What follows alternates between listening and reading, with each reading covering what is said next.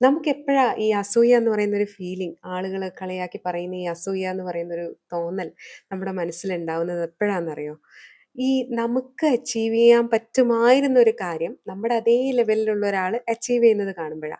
അതല്ലാതെ നമ്മളെക്കാൾ വേറെ ലെവലിലുള്ള വലിയ കഴിവുള്ള ഒരാൾക്ക് എന്തോ വലിയ അവാർഡ് കിട്ടി അല്ലെങ്കിൽ വലിയ അച്ചീവ്മെന്റ് കിട്ടി എന്ന് വിചാരിച്ച് നമുക്ക് അവരോട് അസൂയൊന്നും തോന്നാറില്ല. നമുക്ക് അവരോട് ആരാധന മാത്രമേ തോന്നാറുള്ളൂ.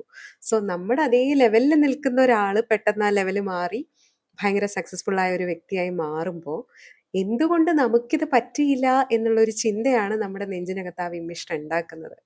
അങ്ങനെ ചിന്തിക്കുമ്പോൾ അസൂയ നല്ലതല്ലേ? തീർച്ചയായിട്ടും അസൂയ നല്ലത് തന്നെയാണ്. അസൂയ മാത്രമല്ല, പേടിയും നല്ലത് തന്നെയാണ്.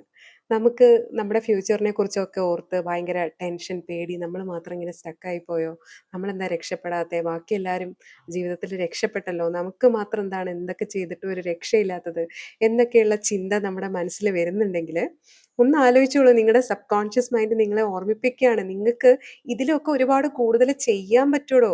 ഇനിയും ഒത്തിരി ദൂരം നിങ്ങൾക്ക് പോവാനുണ്ട്. ഇവിടെ ഇങ്ങനെ സ്റ്റക്കായി കിടക്കല്ലേ. ഇതല്ല നിങ്ങളുടെ സ്വർഗം, ഇതല്ല നിങ്ങളുടെ കംഫർട്ടബിൾ ആയിട്ടുള്ള ഒരു പൊസിഷൻ എന്ന് പറയുന്നത്. ഇനിയും നിങ്ങൾ കുറേ അച്ചീവ് ചെയ്യാനുണ്ട്.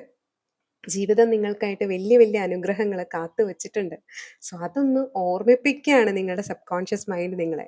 സോ ഇത്തരത്തിലുള്ള ഓരോ സൂചനകൾ നിങ്ങൾക്ക് തന്നുകൊണ്ടിരിക്കുന്നത് നിങ്ങൾക്കും ഇത് അല്ലെങ്കിൽ ഇതിലും മേലെ ഒരു കാര്യം അച്ചീവ് ചെയ്യാൻ സാധിക്കും എന്ന് നിങ്ങളെ ഓർമ്മിപ്പിക്കുന്നതാണ്. സോ അതിൽ വിഷമമൊന്നും വിചാരിക്കേണ്ട. ഈ ഫീലിംഗ് ഒക്കെ എല്ലാവർക്കും ഉണ്ട്. ഇനി ആരെങ്കിലും എനിക്ക് അസൂയയില്ല, എനിക്ക് പേടിയില്ല, ടെൻഷൻ ഇല്ല ഇങ്ങനെയൊക്കെ പറയുകയാണെങ്കിൽ അവർ കള്ളം പറയാണ്, അവർ നുണ പറയാണ്.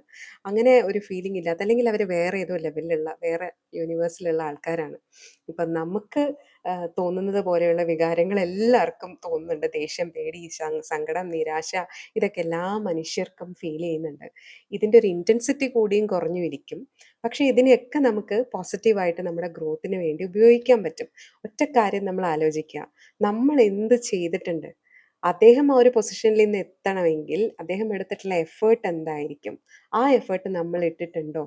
ഇനി നമ്മൾ ഇട്ടിട്ടില്ലെങ്കിൽ ആ എഫേർട്ട് ഇടാൻ വേണ്ടി നമ്മൾ ഇനി എന്തൊക്കെ ചെയ്യണം?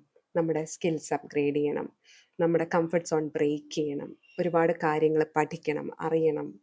അങ്ങനെ ഒരു ഗോൾ സെറ്റ് ചെയ്തിട്ട് ഇനി ഏത് ലെവലിലേക്കാണ് നമുക്ക് ഉയരേണ്ടതെന്ന് വെച്ച് കഴിഞ്ഞാൽ ആ ലെവലിലേക്ക് ഉയരാനുള്ള മുഴുവൻ കഴിവും, മുഴുവൻ കപ്പാസിറ്റി, മുഴുവൻ അനുഗ്രഹവും നമ്മളിലുണ്ട്. അത് നമ്മളോട് നമ്മുടെ പ്രപഞ്ചം ഓർമ്മിപ്പിക്കുകയാണ്. എടോ, തനിക്ക് ഈ കഴിവൊക്കെ ഉണ്ട്, താനൊന്ന് ആക്ഷൻ എടുക്ക്, താൻ അതിന് വേണ്ടി പ്രവർത്തിക്ക് എന്ന് ഓർമ്മിപ്പിക്കുകയാണ്.